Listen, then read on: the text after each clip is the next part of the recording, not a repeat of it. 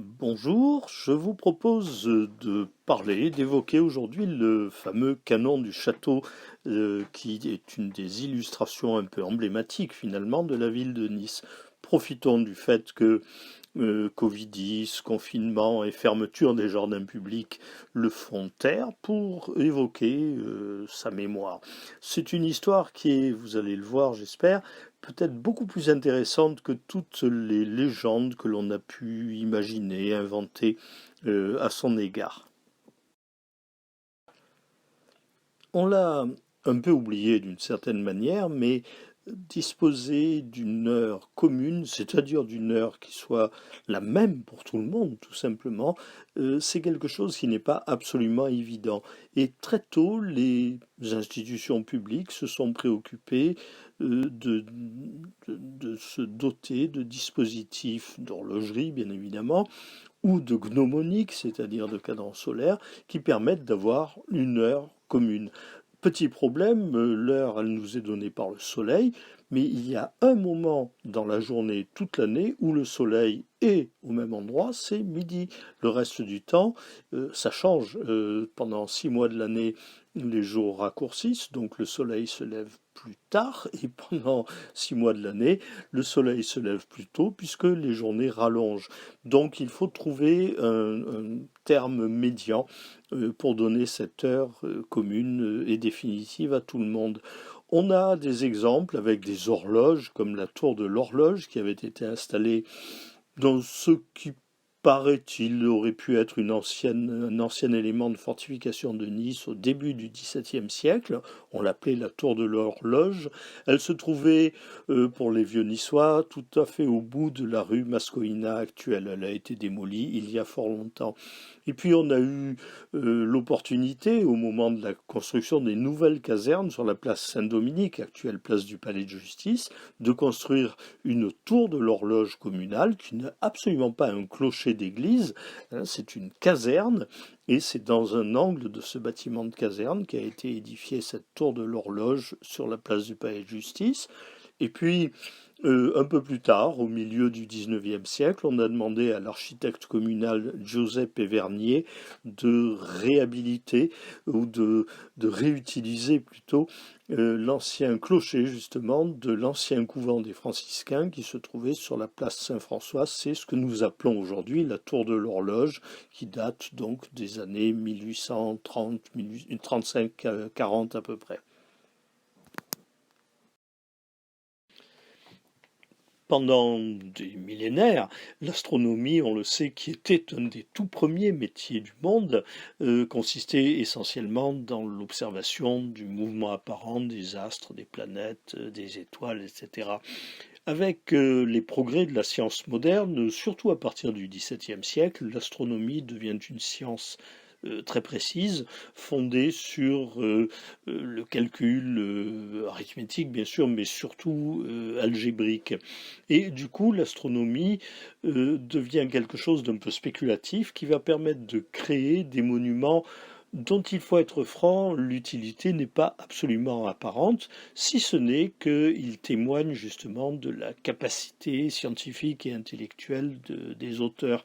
On trouvait à Nice deux monuments qui ont disparu l'un comme l'autre, qui étaient d'une part le grand cadran solaire qui se trouvait sur la façade sud du théâtre, l'actuel opéra de Nice, donc côté mer, dont les décombres, les débris ont été retrouvés et sont entreposés aujourd'hui au service des espaces verts de la ville.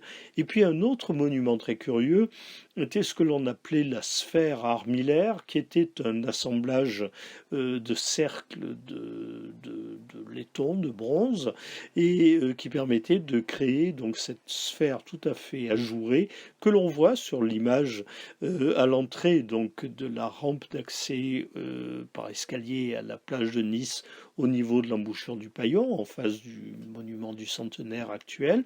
Elle avait été calculée par Coventry, Thomas, et elle servait à indiquer l'heure précise de midi. Mais il faut bien voir que l'un comme l'autre de ces objets ne peuvent donner une indication parfaitement exacte que à celui qui est devant et qui les observe. Après, il faut pouvoir communiquer et transmettre par un moyen quelconque, donner un signal horaire pour indiquer quel est le moment de la journée auquel on se trouve.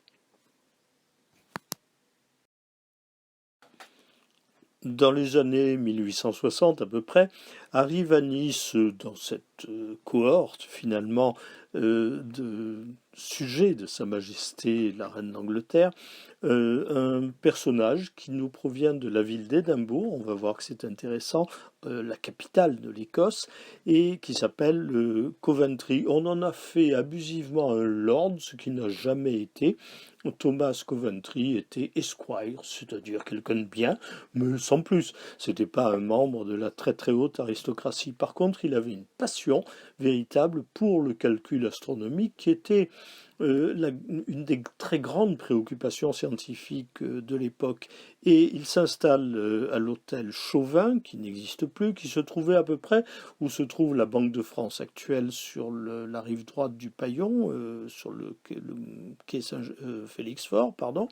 Et il installe, on ne va pas dire un observatoire, mais un certain nombre d'instruments d'observation astronomique sur le toit terrasse de ce fameux hôtel Chauvin. C'est là qu'il va procéder à un certain nombre de vérifications expérimentales de ses calculs, parce que ce sont un peu des soirées mondaines. Par exemple, on vient assister par télescope interposé, bien sûr, à l'occultation de la planète Saturne par la Lune, c'est-à-dire qu'en fait il y a une étoile qui passe derrière la Lune. Très franchement, ça n'a rien de bien spectaculaire dans l'univers céleste, mais en même temps, c'est une démonstration justement de la validité de tous ces calculs, de leur crédibilité finalement, c'est-à-dire de la science des astronomes.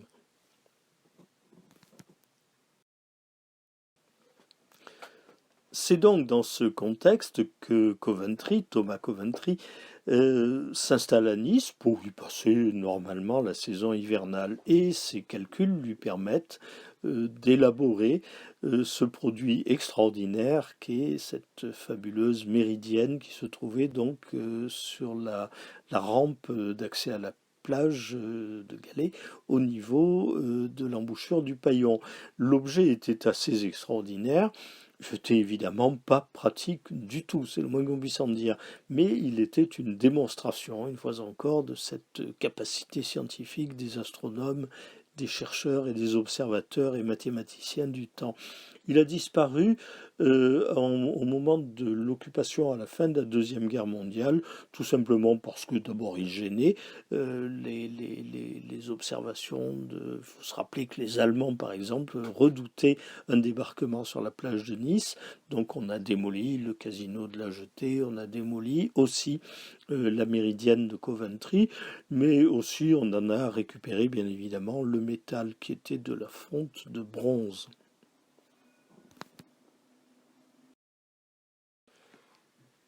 Petit problème posé par un cadran solaire ou une méridienne, quelle qu'en soit la forme, quelle qu'en soit la complexité, c'est que ça marche très bien le jour quand il y a du soleil, mais la nuit ou par mauvais temps, ça fonctionne pas. Donc il faut trouver un autre système et surtout il a fallu trouver dès l'origine un dispositif qui permette de faire savoir à quelqu'un qui n'est pas sur place devant l'objet lui-même quelle est l'heure exacte.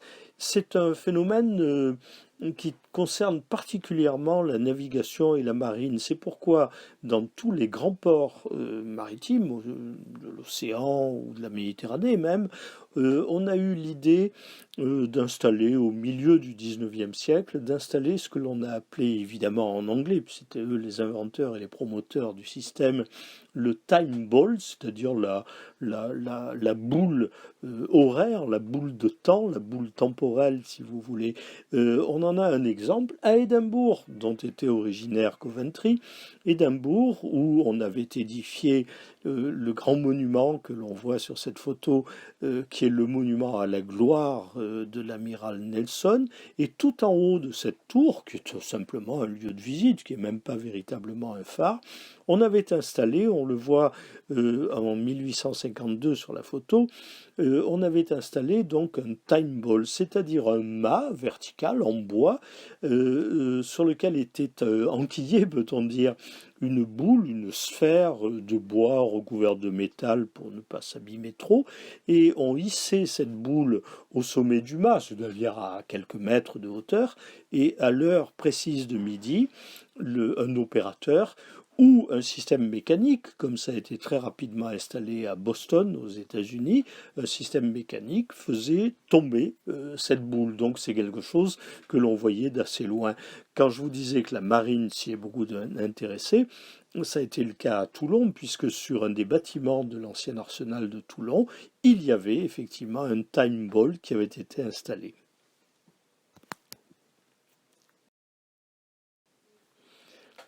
Le cadran solaire, on l'a vu, ou la sphère armillaire, la méridienne, sont des objets strictement visuels qui ne concernent finalement que l'observateur qui est à proximité immédiate de l'objet. La boule, le time ball, lui, peut être un signal visible à beaucoup plus longue distance. Mais il y a des endroits où on est masqué, ne serait-ce que dans une ville, par les immeubles, donc on ne le voit pas. Donc, l'idéal, c'est d'avoir un signal sonore. Et pour cela, dès la fin du XVIIIe siècle, on avait mis au point un dispositif très astucieux que l'on avait appelé le canon de midi. Je vous rappelle que midi, c'est la seule heure de référence que puisse nous donner le soleil dans sa course. Donc, on avait ces petits dispositifs, le plus célèbre d'entre eux était installé dans les jardins du Palais Royal à Paris. Donc on a un petit dispositif qui, grâce à une méridienne, permet d'orienter exactement le canon, et la lumière du canon, c'est-à-dire la toute petite goulotte percée dans l'âme, dans le fût du canon, va permettre de disposer une petite charge de poudre qui sera enflammée, mise à feu, par la concentration de la lumière grâce à la loupe qui est disposée au-dessus. Inutile de préciser, c'est un appareil qui est à régler en permanence, puisque par définition, le soleil n'est pas à la même hauteur tous les jours de l'année.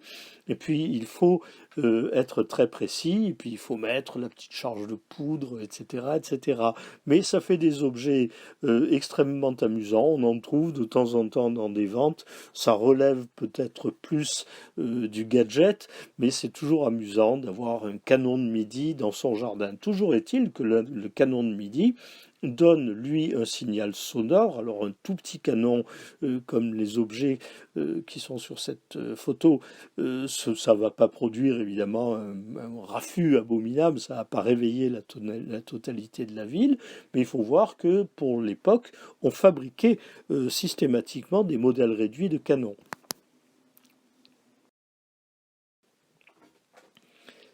Les canons miniatures, peut-on dire, étaient des objets qui, comme celui-ci, qui est absolument exceptionnel, peuvent être de véritables bijoux. Ceci dit, c'était fabriqué par des armuriers, c'est-à-dire que c'était de véritables canons. Celui que nous avons là sous les yeux avait été offert par le Parlement de Franche-Comté pour se faire pardonner d'avoir résisté à l'invasion des troupes françaises et au siège organisé par Louis XIV. Et donc en 1676, les habitants de Besançon et le Parlement de Franche-Comté, qui allait être 2 ans après rattaché définitivement à la France, avaient offert en signe, peut-on dire, de soumission à Louis XIV, ce magnifique objet qui est aux Invalides à Paris. C'est un objet qui est très beau, mais c'est en même temps un objet, ça mesure une quarantaine de centimètres de longueur, mais c'est un objet qui fonctionne parfaitement. C'est-à-dire qu'on maîtrisait totalement la technologie, pourrait-on dire, de ces petits instruments qui, en dépit de leur taille très modeste, procurent quand même un fameux vacarme, un fameux tapage, et c'est là que ça va donner des idées à certains. à Édimbourg. Il ne faudrait jamais quitter Édimbourg, la capitale de l'Écosse, à Édimbourg, qui est un port sur la mer du Nord, un port sur la Manche, sur l'Atlantique, etc. Donc c'est un port, et notamment un port militaire extrêmement important.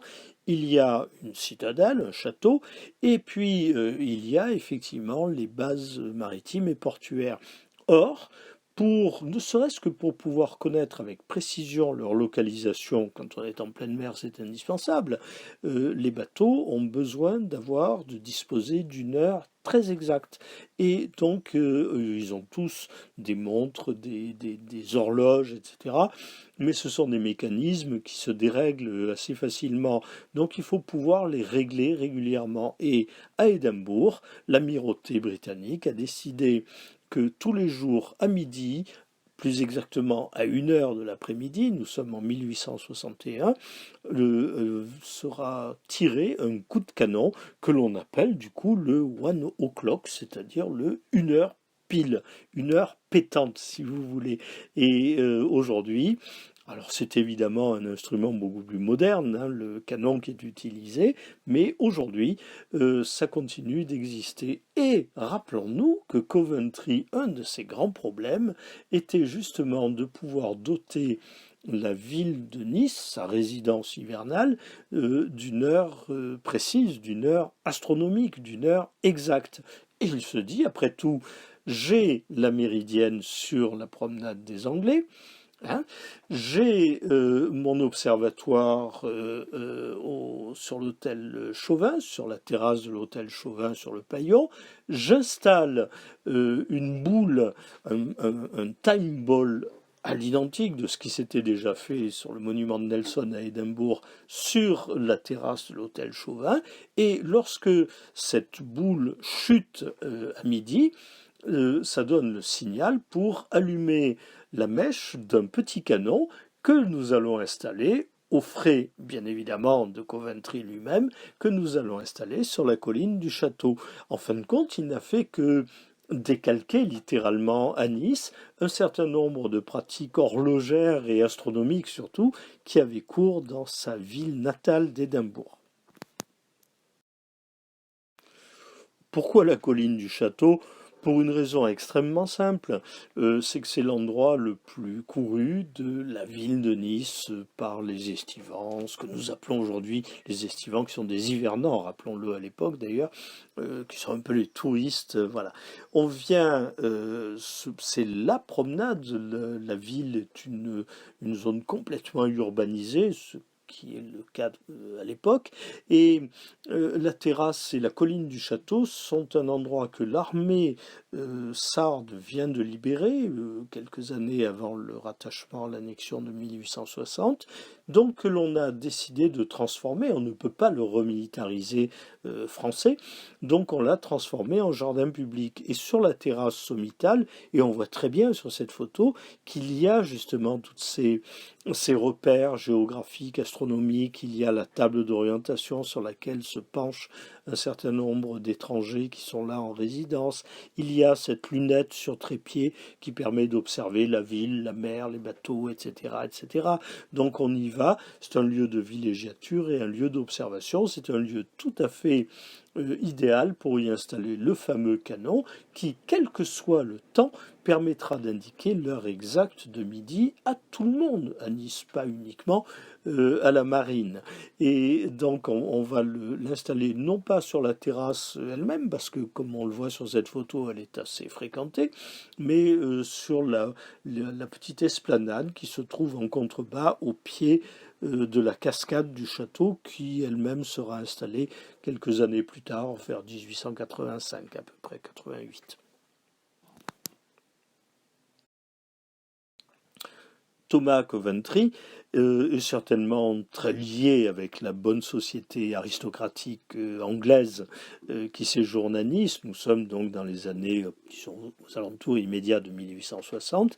Et un de ses amis peut-être un officier de marine, lui donne un de ces fameux canons miniatures. On le voit très bien sur ces photos, ça n'est évidemment pas un obusier de marine qui serait capable de couler par le fond un vaisseau de haut bord. C'est véritablement un petit modèle réduit, comme on en a vu d'autres. Alors là, il est très simple, c'est effectivement un tout petit canon de marine qui a été ainsi réduit, si j'ose dire, et qui va être donné à Coventry, qui va le confier à la garde du jardinier en chef de la colline du château, en même temps quand même qu'un oignon, une magnifique montre qui va lui permettre d'avoir l'heure exacte. Parce que le time ball, bah, c'est toujours pareil, il marche quand on peut lui indiquer quelle heure il est. Donc il vaut beaucoup mieux avoir une montre et tout le monde va pouvoir se régler sur ce chronomètre. Coventry va donner en même temps que la montre et le canon une petite somme d'argent qui permettra de payer, de financer la charge de poudre et l'amorce qui permettent de tirer le canon. Parce que on le voit sur la photo en bas à droite, c'est vraiment un coup de canon hein, qui est tiré même s'il est minuscule. Ce coup, cette projectile, parce qu'il y a nécessairement une bourre qui est expédiée là-dedans, ben, ça va malheureusement ou malencontreusement incendier assez régulièrement les broussailles de la pente de la colline du château. C'est pour ça d'ailleurs qu'on va le déplacer, on va le mettre à différents endroits de la colline, et puis surtout, ben, Coventry va finir par quitter Nice en 1863. Il s'en va de Nice, et puis peut-être aura-t-il envie d'y revenir, mais il arrête, et très rapidement, la rente qu'il a fournie pour financer ce dispositif horaire ben, ne sera plus disponible. Très rapidement, après que Coventry ait abandonné Nice pour tout simplement parce qu'il va mourir. Hein. Et il y restera d'ailleurs, et c'est là qu'il meurt, et c'est là qu'il sera enterré au cimetière de Caucade. Mais il n'a plus les moyens, le temps, et puis peut-être il n'a plus vraiment l'envie de se préoccuper de choses qui avaient pour lui un caractère beaucoup plus expérimental et beaucoup plus, je dirais, presque d'un passe-temps scientifique. Ce qui l'intéressait, c'était le calcul astronomique. Ça n'était pas du tout, contrairement à une légende gentillette, mais bien inutile, c'est pas du tout pour faire signe à sa femme qu'il était temps de venir lui préparer le frichti de midi. Donc on va abandonner finalement, il va tomber en désuétude, tout simplement le canon du château, et les Niçois qui en avaient pris l'habitude et qui trouvaient ça très pratique, surtout parce qu'il fallait ça donner une référence temporelle horaire extrêmement précise par rapport à l'arrivée du train.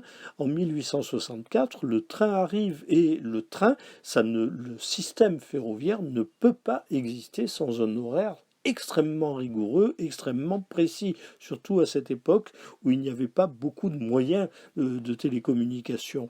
Donc les Niçois vont réclamer que l'on réinstalle, que l'on recompose finalement le cérémonial du canon de midi.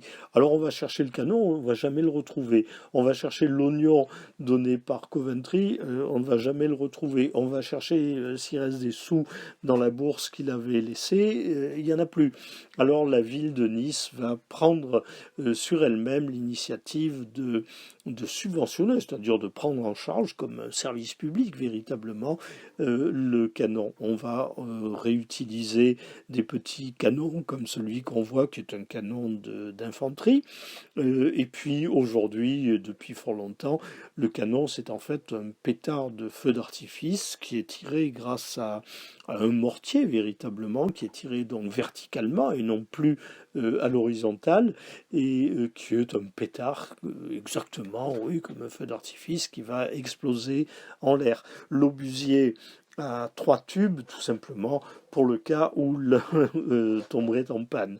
Et c'est donc aujourd'hui un artificier professionnel qui nous informe qu'il est midi, qu'il est temps de rentrer manger, ou peut-être de prendre l'apéritif seulement à cette heure-là, et puis surtout que nous attendons maintenant qu'il revienne rapidement après ce confinement, à l'exception du 14 juillet, puisque par signe de deuil suite aux attentats de la promenade des Anglais, on ne tire pas le canon le 14 juillet, ou on ne tire plus le canon le 14 juillet, et à l'exception notable du 1er avril, où c'est le devoir finalement de plaisanterie et le clin d'œil, l'artificier tire le coup de canon non pas à midi mais à 11 heures. Comme ça, tout le monde est déstabilisé. Le canon qui doit donner l'heure juste, et ben ce jour-là, il est faux. Merci et puis à très bientôt, j'espère.